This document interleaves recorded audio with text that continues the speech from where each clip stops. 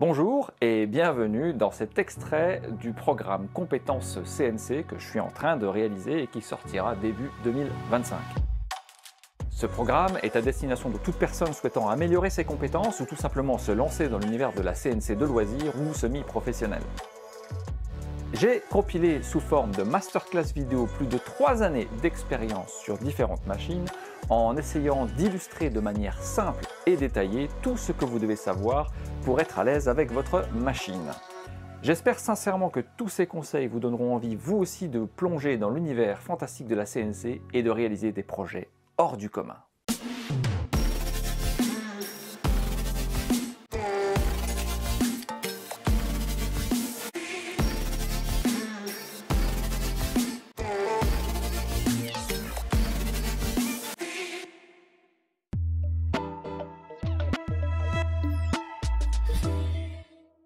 Je vais un peu vous parler maintenant des temps de fraisage et de découpe, les vrais temps de découpe. Parce que quand vous regardez des vidéos, vous avez l'impression que ça va vite. Évidemment, en time-lapse, il n'y a pas trop de problème. Mais en réalité, ça va vous prendre un peu plus de temps parce que votre fraise va devoir parcourir pas mal de chemin en réalité. Eh bien, pour vous illustrer tout ça, on va reprendre cet exemple-là, cet exemple tout simple avec une poche et une découpe. On va le regarder de manière théorique sur ordinateur, combien la simulation va donner de temps, et on va aussi le faire directement en atelier avec la machine pour voir la réalité du temps estimé. Alors pour pouvoir faire cette découpe, vous allez devoir parcourir ce brut sur tous ses côtés, c'est-à-dire 20 cm plus 20 plus 20 plus 20, donc un tour va faire 80 cm.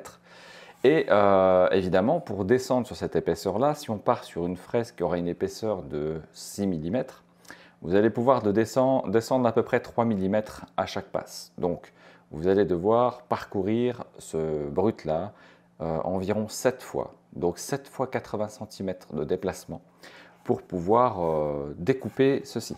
Vous allez devoir compter environ 7 minutes pour que ça puisse se faire. On va regarder ça au niveau de la simulation et on revient là-dessus. Donc regardons sous Fusion 360 comment est-ce que ceci va se faire. On fait ici une simulation du contour, on regarde ce que ça donne. Vous voyez, on descend 7 fois, on tourne 7 fois autour de la pièce jusqu'à la traverser complètement. Et au niveau des statistiques, voilà ce que ça nous donne. On est sur 7 minutes 34 annoncées pour faire le travail, pour une distance d'usinage de un peu plus de 5,80 mètres. Donc c'est pas négligeable non plus. Et je rappelle qu'ici, j'utilise une fraise de 6 mm. Si vous utilisez une fraise de 3 mm, vous allez pouvoir descendre en Z à chaque fois que d'1,5 mm. Donc le temps, vous allez le doubler. Imaginez la poche du centre, mettre 30 minutes pour la faire, ça commence un petit peu à faire long.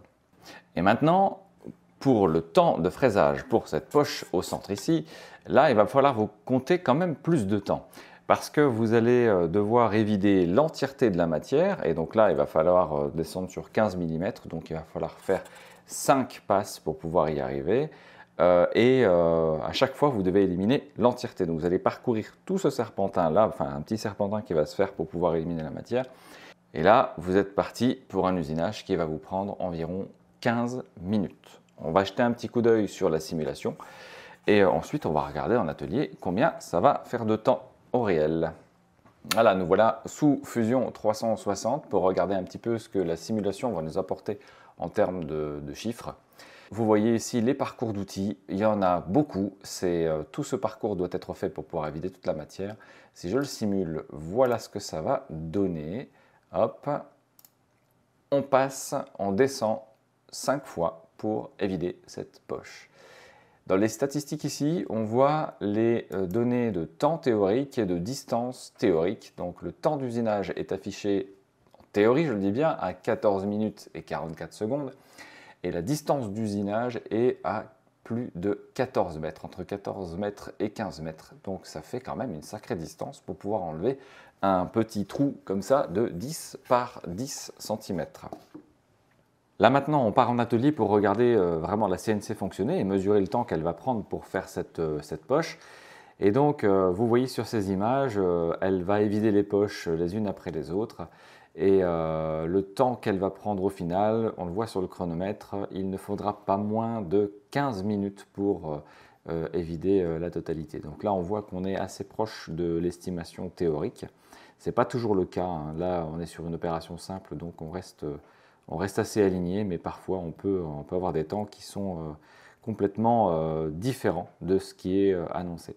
Concernant maintenant la découpe, on regarde aussi ce que la machine va faire. Donc là, elle va devoir tourner 7 fois pour pouvoir faire cette découpe.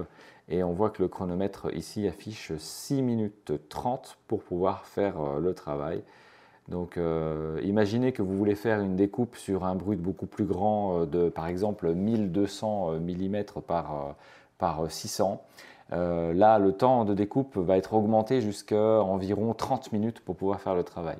Donc là, dans ce genre de situation-là, on préférera largement utiliser un Bansi qui va être limite 30 secondes pour faire le travail. Là, il y a un gain qui est considérable en faisant ça à la main. Vous voyez, pour moi, la CNC, elle est très adaptée pour les petites pièces, mais pour les grandes, c'est encore discutable.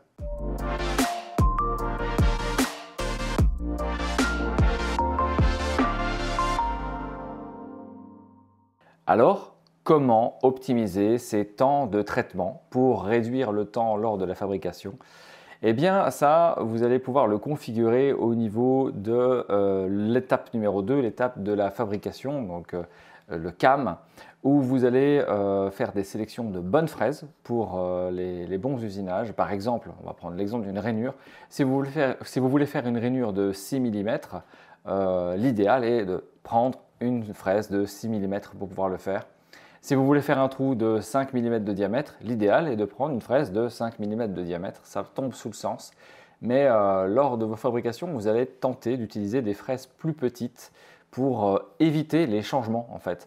Par exemple, si vous avez une rainure de 6, un trou de 5 et puis un peu plus tard, je ne sais pas, un chanfrein en plus, au niveau de la rainure et du trou, vous allez tenter de prendre une fraise de 3,175 mm qui pourra être en mesure de passer pour les trous et de passer pour la rainure.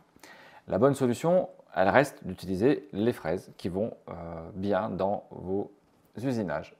Pour illustrer tout ça, je propose qu'on regarde un petit peu sur Fusion 360 au niveau de la simulation avec différents scénarios, le temps qu'on pourrait gagner en utilisant les bonnes fraises pour les bonnes opérations. Et c'est parti. Voilà, nous sommes sur Fusion. Et ici, vous voyez la pièce que j'ai modélisée. Donc un simple carré, ici de 20 par 20, dans lequel j'y ai creusé 2 rainures d'une profondeur de 6 mm et 4 trous ici de diamètre 5 mm. Et j'ai aussi fait 2 petits chanfreins sur les côtés avec 2 chanfreins de 60 degrés en fait sur le côté. Voilà, donc pour faire cette pièce-là, je vous ai préparé 2 configurations, une qui est celle qui est la plus optimisée et une qui est celle à éviter. Donc par rapport à celle qui est, on va commencer par la première qui est celle qui n'est pas la plus optimisée. Si on regarde, j'ai une opération ici qui va nous faire les rainures, j'ai une opération ici qui va nous faire les trous et une opération ici qui va nous faire les 2 chanfreins. Ce que je propose, c'est de les simuler et de regarder un petit peu les temps qui vont être indiqués avec Fusion 360. Je fais simuler pour les rainures. Regardez comment ça va se passer. Hop, je fais play et vous allez voir la fraise de 3, c'est une fraise de 3,175 mm qui va exercer un bon nombre d'allers-retours pour pouvoir créer ces 2 rainures. Et si on regarde le temps qu'elle a consommé, elle a pris environ 5 minutes 30 pour pouvoir faire ce travail. Et si on regarde maintenant au niveau des perçages, là j'ai fait un exemple de perçage ici, aussi avec une fraise ici de 3,175 et en simulant l'opération, on va voir que la fraise va descendre et tourner, vous voyez, elle va creuser, elle va faire le trou jusqu'en bas de cette manière-là. Et si je regarde un petit peu les statistiques, on voit que l'opération de ces 4 trous va durer 3 minutes 24. Donc pour cette petite pièce seulement, 4 trous, 3 minutes 24.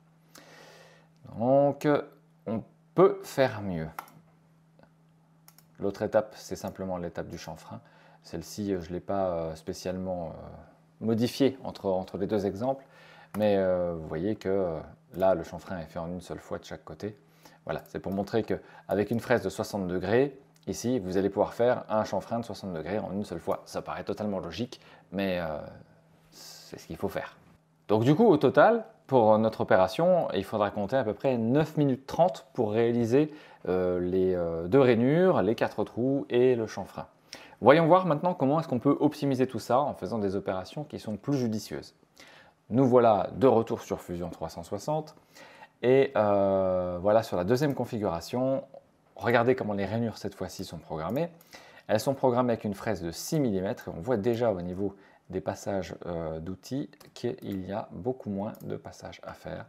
Regardez, je fais une simulation. Là, la fraise va parcourir une fois le tour, va redescendre, va revenir et va encore une fois faire un aller et l'opération sera terminée.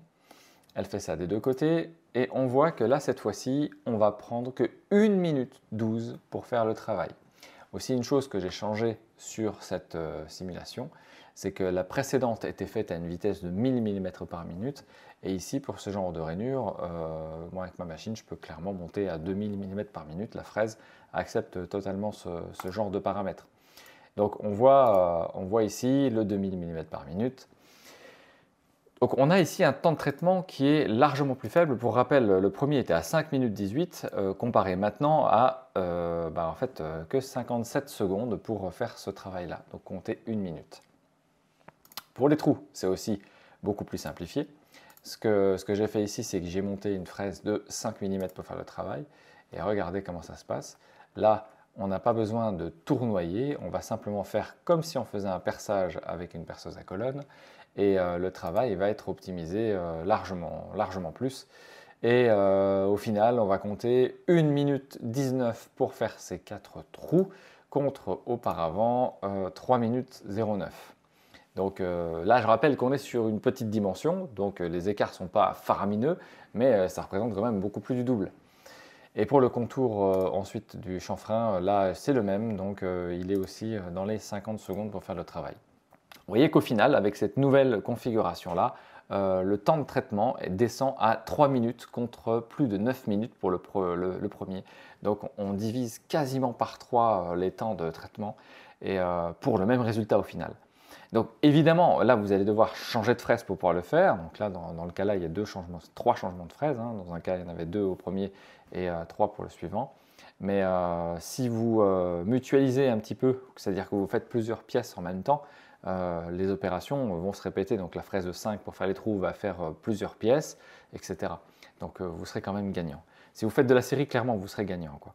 Maintenant, si vous avez du temps et que vous voulez garder qu'une seule fraise, c'est tout à fait possible. Moi, je l'ai fait pendant un certain temps et c'est qu'après coup que je me suis dit, pour pouvoir aller plus vite, il va falloir que je fasse des optimisations.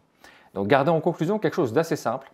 Quand vous voulez faire une rainure de 6, utilisez une fraise de 6. Faites au mieux pour que ça puisse se faire. Et évidemment, un autre conseil que je peux vous donner, c'est d'essayer de regrouper vos opérations par fraise. C'est-à-dire, ne venez pas mettre une fraise de 6, refaire une opération avec une fraise de 5 et remettre une fraise de 6 après. Là, vous ne gagnerez pas beaucoup de temps. Voilà la petite astuce pour gagner un petit peu en temps de traitement.